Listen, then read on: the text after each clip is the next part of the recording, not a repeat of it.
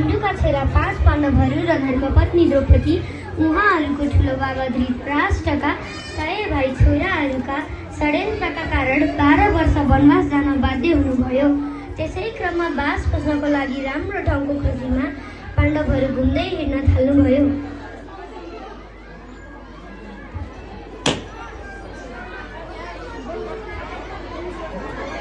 धेरै समयको हिँडाइपछि उहाँहरूलाई असाध्यै थकाइ र तिर्खा लाग्यो। उहाँहरूले वरपर कतै पानी भेट्नु भएन। उहाँहरू एउटा रुखमुनि विश्राम गर्न थाल्नुभयो। त्यसपछि जेठो दाइ युधिष्ठिरले सबैभन्दा कान्छो भाइ सहदेवलाई बोलाउनु भयो र आदेश दिनुभयो। सहदेव,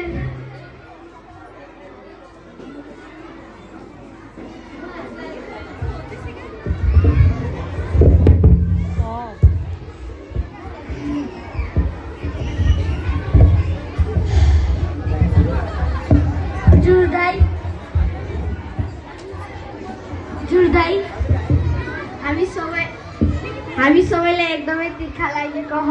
यता कतै पानीको पोखरी खोजेर आउँछ। कस्तै म तुरुन्तै गएर आउँछु। कान्छो भाइ सहदेव दाइका आज्ञा पालन गर्नु हुँदै पानी खोज्न जानुभयो। धेरै टाढा पुग्नु भएपछि एउटा सुन्दर पोखरी भेटाउनु भयो। उहाँले आफ्नो अन्जुलले पानी पिउन मात्र के लाग्नु भएको थियो, तत्कालै कहाँबाट झस्काउने आवाज आयो। ओ सियान, यो मेरो पोखरी हो। मेरो अनुमति बिना यो पोखरीको पानी पिन सक्नुहुन्न। पहिला मेरो प्रश्नको सही उत्तर दिनुहोस्। हे मूर्ख, जङ्गलको पानी कसैको हुँदैन। तपाईँको हुनुहुन्छ। मैले तपाईँलाई देख्न सकेन। पहिला पानी पिउला अनि कुरा गरौँ।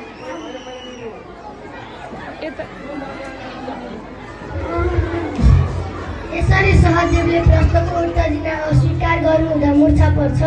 उता जेठो दाइ युधिष्ठिरले आफ्नो कान्छो भाइ सहदेव नआएकोमा साह्रै चिन्ता गर्छ। केही समयपछि काइलो भाइ नकुललाई बोलाउनुहुन्छ। नकुल,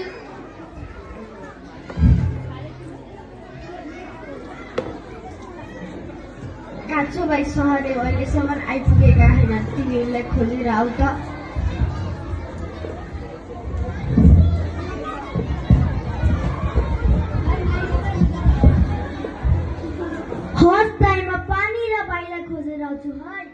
काइलो भाइ नकुल पनि बाहिर पानी खोज्न जानुभयो।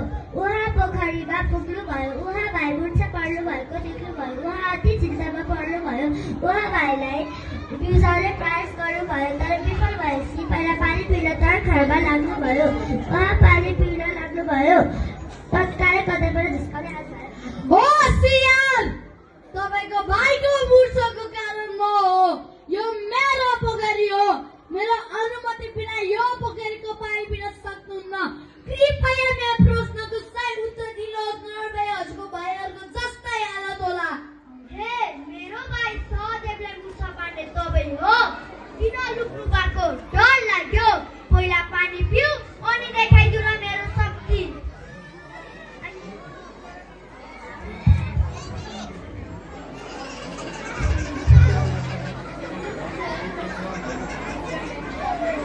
अनि मूर्छा पर्नुभयो। उता जेठो दाइ तिर्खाले ब्याग भएको अवस्थामा जेठो दाइ युधिष्ठिरले चिन्तामा पर्नुभयो।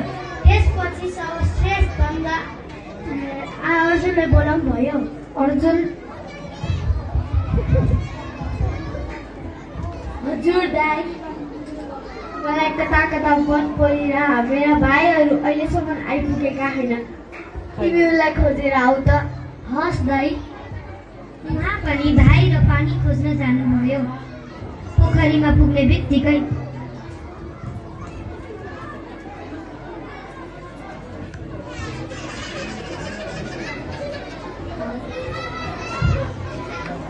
साइलो भाइ अर्जुन पनि पानी पिउन जानुहुन्छ। त्यसपछि हो सियान,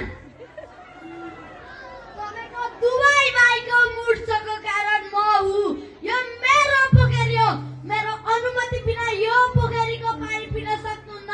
पहिला मेरो प्रश्नको सही उत्तर दिनुहोस्। मेरो भाइहरूको मूर्छाको कारण तपाईँ हो। म सर्वश्रेष्ठ धनुधर गाण्डीधारी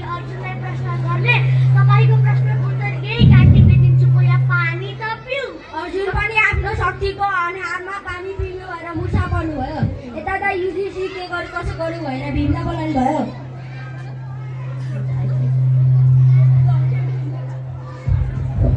दाइ नआत्तिनुहोस्, के भएको रहेछ म तुरुन्तै गएर हेर्छु। अलि होसियार भएर जाऊ है भीम। हस् दाइ। भीम पनि बाहिर पानी खोज्न जानुभयो। केही टाढा पुगेपछि उनीहरूले आफ्नो भाइहरू मुर्छा परेको देख्नुभयो।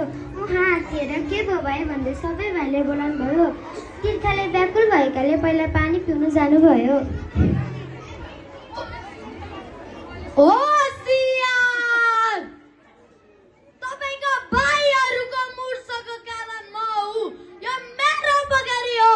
मेरो अनुमति बिना यो पोखरीको पानी पिन सक्नुहुन्न।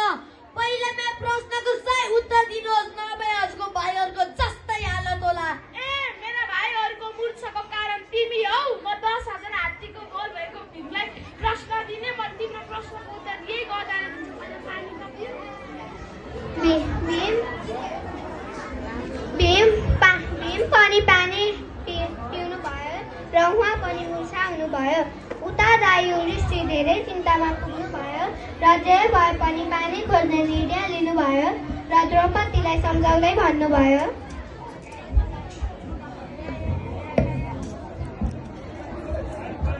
हेर प्यारी, मेरा 4 भाइ अहिलेसम्म आइपुगेका छैनन्। तिमी यतै रुखमुनि बस, म पानी लिएर आउँछु। सकेसम्म भाइहरूलाई पनि खोजेर लिएर आउँछु। हजुरले छिटो गरेर आउनुहोस् होला है, साँझ पनि पर्न लाग्यो। जेठो दाइ युधिष्ठिर पनि बाहिर पानी खोज्न जानु